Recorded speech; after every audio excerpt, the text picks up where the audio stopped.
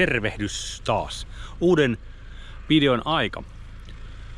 Vaihteeksi video täältä ulkopuolelta, etten aina istu tuolla jumalattoman hienossa mun videostudiossa, eli Saabin kabiinissa. Mutta Saabihan se on tuolla taustallakin. Eli nyt on vuorossa sitten Saabin 8000 kilometrin päivitys. Et nyt on sen verran tullut, eli 1000 kilometrin edellisestä päivityksestä Suomen talvi vihdoinkin saapui tänne etelämpäänkin Suomeen. Ja mulla on tällä hetkellä menossa tämmönen itse asiassa elämäni pisin pätkä ilman uutta koeajoautoa. Mä oon tosiaan 25 vuotta ajanut näillä uusilla autoilla. Voi sanoa, että melkeinpä ilman pidempiä katkoksia. Mulla on siis pari viikon mittaisia pätkiä silloin tällöin ollut. Et ei ole ollut koeajoautoa, mutta nyt tulee historian pisin pätkä ilman koeajoautoa. Eli nyt ajan tuolla Saabilla ajellut. Ihan tietoinen valinta. Ja tietenkin nämä Suomen ensimmäiset tämän vuoden kunnon pakkaset osu tähän väliin, että parhaimmillaan taisi olla -18–19 täällä Etelä-Suomessakin pakkasta, ja just silloin tietenkin Saabilla liikkeellä.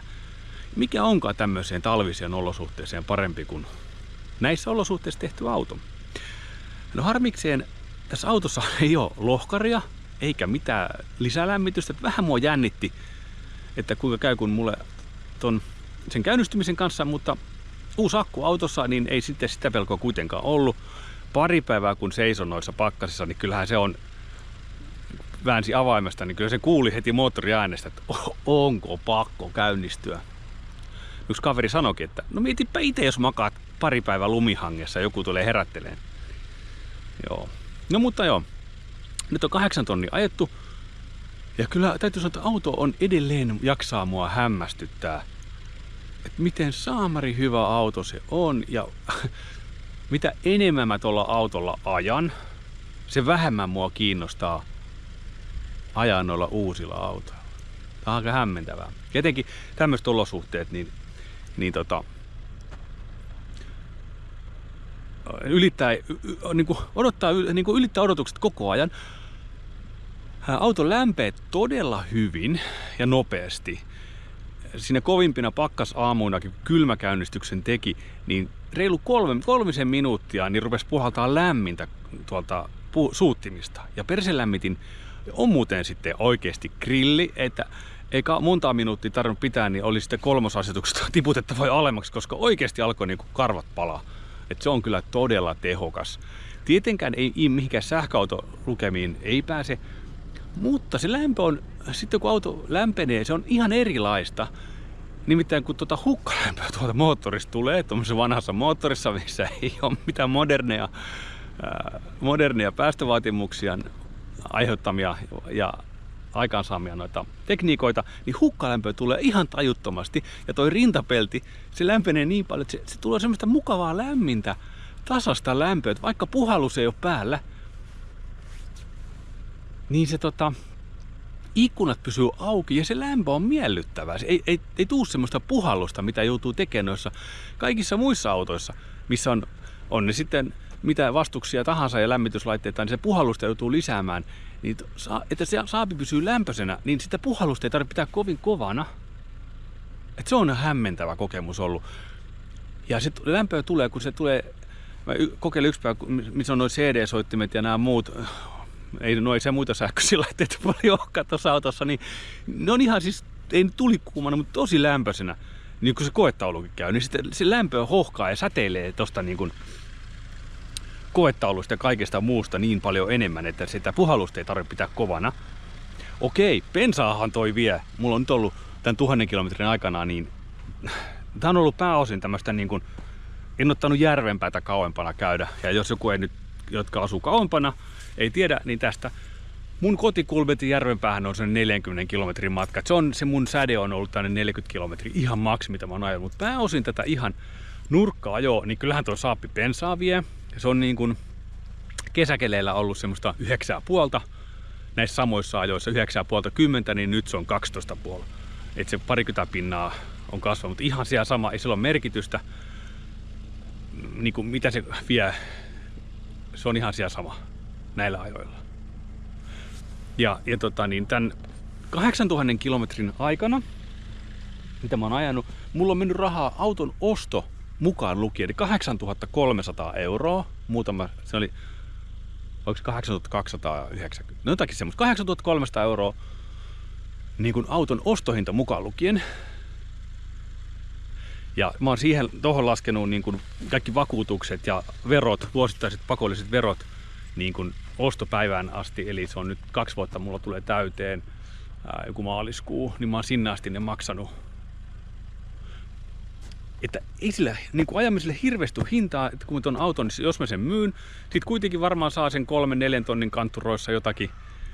Ja tosta niin kuin kokonaiskustannuksista, niin kuin mä aikaisemminkin sanoin, niin kyllähän se leijonan osan vei se nämä Saabin helmasyntien korjaamiset, ne mitkä tietyt paikat ruostuu aina, vaikka tääkin on muuten alustalta täysin ruosteeton, mutta ne on Saabin tyyppivika, että sinne kerääntyy kaikkea paskaa ja tuommoista töhnää noihin lokasujen helmoihin, niin se jää sinne muhimaan, niin se on semmoinen helmasynti. Et vaikka olisi miten hieno auto, niin ne Saabissa aina ruostuu, niin ruostuu tässäkin, niin niiden korjaus, että jos olisi vaan halunnut niin kuin pitää autoa ajaa vaan ja that's it, niin olisi säästynyt, plus että se toi keulan puskurin korjaus ja sitten nämä Pirellin kitkat, mitkä mä hankin, niin nehän oli kans aika tyyriit, mutta kyllä niin kuin nyt kun on talviolosuhteet ollut, niin kyllä nämä niin kuin, kyllä nämä renkaat, niin nämä on ollut kyllä niin kuin sijoituksen arvoinen, että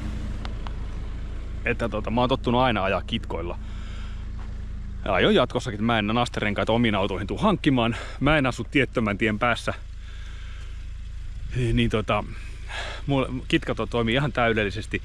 Ja voisin väitän, että 80% suomalaisista pärjäs täydellisesti kitkoilla, hyvillä kitkoilla, paremmin kuin surkeilla nastoilla. Mulla on muutamia tuttuja, ketkä asuu niin kuin pienen hiekkatien päässä, niin mä ymmärrän, että heillä se on eri asia sitten rospuuttokeleissä ja keleissä sitten, kun tulee välillä semmoisia, että saattaa olla kaikki tietää on peilijäässä, niin silloin nasta on varmasti parempi ratkaisu, mutta niin mä ajan kitkoilla, on tykännyt ja aion jatkossakin ajaa hyvillä kitkoilla. Kesällä sitten se on melkein sama mitä tahansa kuin aina vaan black and round. Joo. Ai niin, oli yksi asia muuten itse asiassa tuli. Mä ajattelin, että eikö mä keksi mitään tämmöstä niinku murheta tämän 1000 kilometrin aikana, mutta yksi ihan pieni murhe.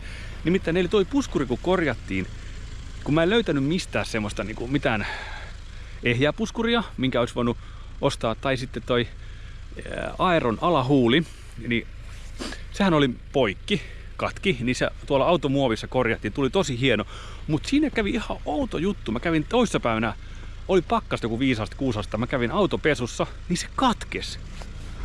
Eli tosta katkesi, mä nyt verin jesaria tohon noin, että se ei tippuisi, mutta se katkesi just siitä kohdasta, mistä se oli katkenut aikaisemminkin, niin eli se korjaus ei pitänyt. Mä kävin eilen näyttää sitä tuolla automuovissa, niin vien ensi viikolla, niin saa korjaa sen uudestaan ja laittaa sinne taakse joku kunnon vahvikki, että se kestää paremmin. Mutta kun ei tommosia Aeron huulia enää niitä ei saa, että se on ainut sitten, jos näitä huonoja puolia hakemalla hakee, että jotakin, niin Saabista, niin tuommoista Aeron alahuulta enää ei saa uutena mistään, että mä en ole kyllä eBaystä kattonut, löytyisikö. Ja sitten harrastajilta Saabi-foorumeilta mä kyselin, mutta eihän kellään tuommoista ole, tai jos on, niin eihän kukaan niistä halua välttämättä luopua. Niin. Tai sitten kun se on vähän sekin, että toi viistää sen verran matalalla että niitä jos löytyykin, niin ne on kaikki sitten saanut iskua jollakin tavalla. Niin se on nyt semmonen ainut pieni murhe, mitä mulla on tässä ton Saabin kanssa tämän 1000 kilometrin aikana ollut, että kyllä se voisinta meno on maittanut. Ja kyllä tuo niinku,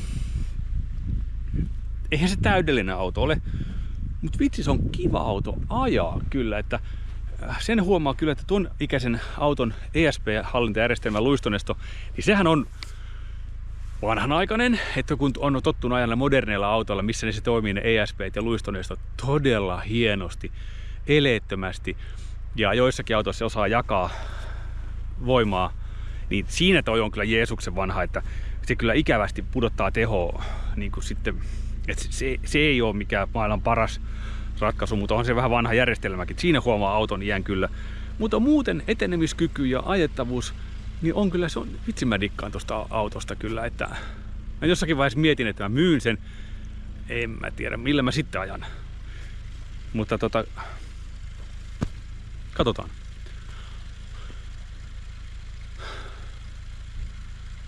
Joo. Siinä tuli nyt tämmönen video. Näistähän tulisi paljon mielenkiintoisia näistä videoista, kun autot hajoisi ja olisi vikaa ja murhetta. Että tämmöisistä hyvän mielen videoista, niin eihän näitä kukaan kato, kukaan hänestä ei tykkää, kun mikään ei hajoa, mutta kyllä mä jatkan hymyssä suun edelleen turbosaapilla ajamista.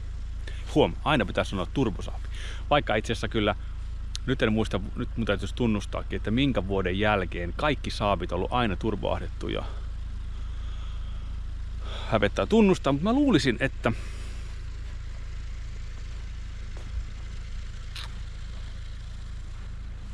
se eletään jotakin tota lukua. Olisiko ollut näin joku 2000 taite tai joku tämmönen, niin taas oliko näitä, vai oliko 93:ssa? Uudenmalli 93:ssa, oliko siellä jotakin, ihan joku vaparikone? No mutta anyway, turbosaapilla liikutaan ja näin. Mut hei, kiva kun katsoit videon. Jos et ole laittanut mun kanavaa tilaukseen, voit sen niin tehdä. Voit liittyä myös jäsenalueelle, siellä ei ole mitään sen kummempaa materiaalia, mutta se on pieni tapa tukea tätä meikäläisen kanavaa. Ciao!